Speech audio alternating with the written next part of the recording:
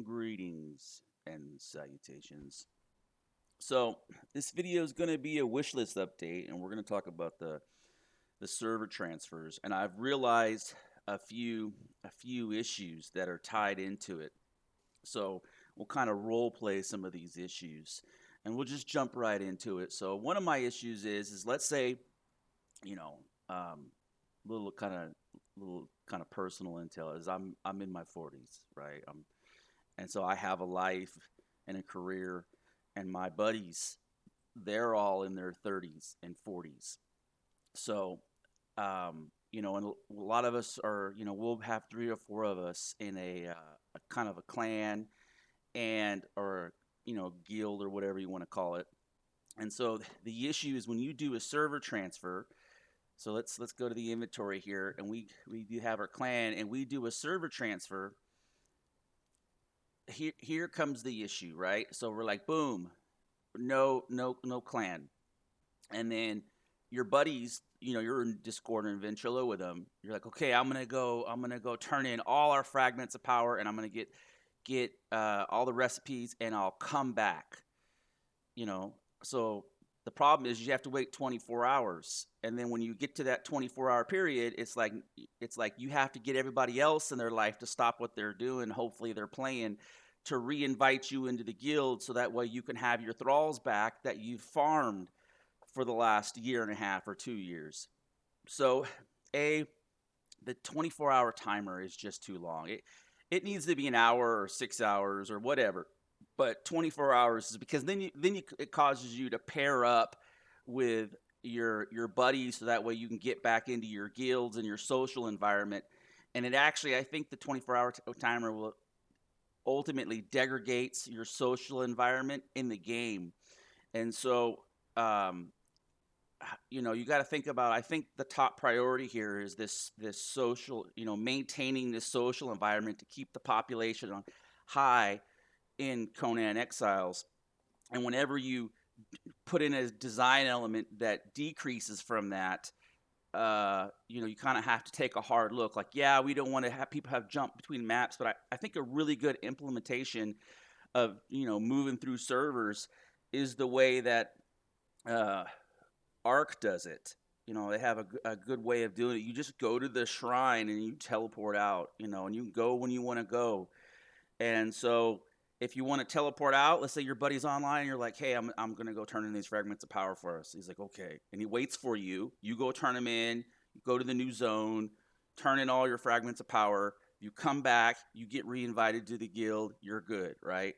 Because the problem is it dumps the guild, um, and that's a big issue. And I didn't realize it was going to do that. And so you lose all your stuff. And so if it kept the guild across transfers, I think that would be a much better system, because if I could just pop over to this server, and then start building a little hut and a base, and if my buddy wanted to come over, he could be like bloop, and he would already be in the clan, and he could already have access to all the work that I've done, right? And then I'm like, hey, I'm going back. I got to use the advanced forge, and I shoot back to the other server, and I'm like, bloop, right? And I still have access to all the stuff. Then that would be a much better experience, and I wouldn't have to wait for him to. I wouldn't have to wait for him to be online, and he wouldn't have to wait for me to transfer. So this is not really implemented in the best way. There's some issues with how this is ultimately implemented. It's kind of a shame. And then the other piece of this, and I know there's mods to this, but it kind of, so I had a thrall follow me when I teleported over, because I vaguely remember watching a video when I teleported, and uh, so the issue that I'm having is like, oh, I don't have a thrall now, so you kind of have to plan it out different. So when you teleport over, not only are you don't have the guild, and so you have to figure out that social aspect. Like you actually designed in a social fragmentation into the implementation of a the game, which is not good. And then the second aspect of it, let me go to my inventory here. Like your thralls are, it's too easy with the crafters. Like you could take your crafters with you over to another server and then put them back in your inventory and then take them back, right? So that going back and forth is a non-issue. But with your fighters, once you place them down, they're forever and eternity locked into that server, and you can't put them back in icon form. I don't know what we want to call this, if we want to call this icon form, but if you could place them back into an icon form, and then put them in your inventory and then teleport. And I know there's mods already for this, so this could be implemented in like 20 minutes. Um, Put them back into icon, right? Go to your next server, place them out, and that would be a way for you to up your 50 count limit, because you could have 50 per server and still maintain your clan status that way. And so there needs to be some refinement to where as clans move through these servers, they maintain their clan status, and they can also take up their thralls and place them back in the inventory, so that way they can take their and it keeps the equipment also. I've seen that to where on the mods where the how you gear them out is how that would solve two problems at once. That would solve the 50-man cap, because as you get name thralls and you level them up and they get the perks you want, then then you're like, okay, I'll keep this one out. And then you level two more of them, and they end up with a bunch of archer trash perks, even though he's a warrior. Then you're like, okay, well, I'll put this one back in the inventory, and I'll take this over to the other server, and he'll just be base defense, right?